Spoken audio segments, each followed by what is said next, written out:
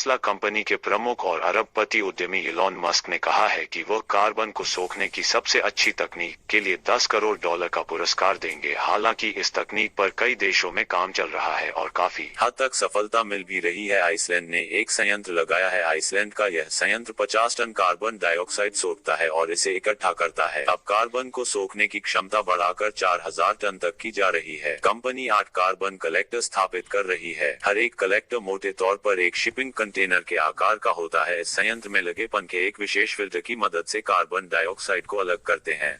कार्बोफिक्स पानी के साथ कार्बन को मिलाता है जिससे हल्का एसिड बनता है।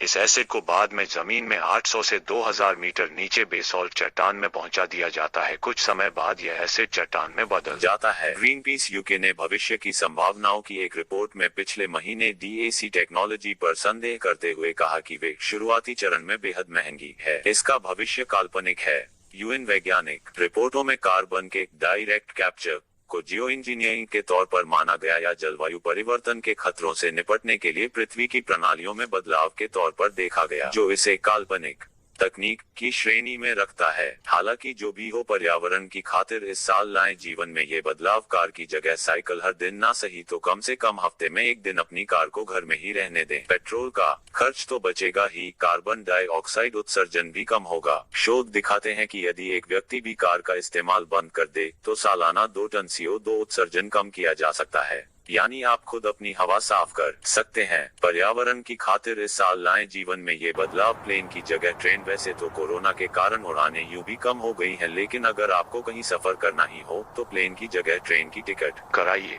यह आपकी जेब पर भी हल्का रहेगा और इससे भी CO2 उत्सर्जन कम होगा। सालाना एक व्यक्ति की लंबी दूरी वाली एक रिटर्न फ्लाइट 1.68 टन CO2 उत्सर्जन के लिए जिम्मेदार होती है।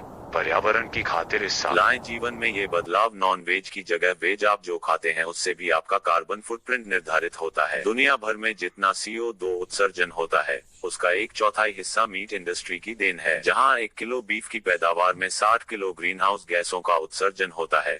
वहीं 1 किलो चिकन में 6 किलो ग्रीन हाउस गैसों का और 1 किलो मटर में केवल 1 किलो ग्रीन हाउस गैसों का उत्सर्जन होता है। पर्यावरण की खातिर इस साल लाएं जीवन में ये बदलाव। बर्बादी रोकिए। घर में लोग भले ही खाने की बर्बादी ना करें, लेकिन शादी, पार्टी या किसी बड़े समारोह में ऐसा बहुत होता है। संयुक्त राष्ट्र की रिपोर्ट बताती है कि दुनिया भर में उगने वाला 1/3 भोजन बर्बाद होता है। फेंका हुआ खाना जब लैंडफिल में जाकर सड़ता है तो भी मीथेन जैसी जहरीली गैसें निकलती हैं। इसलिए इस ओर खूब ध्यान दें।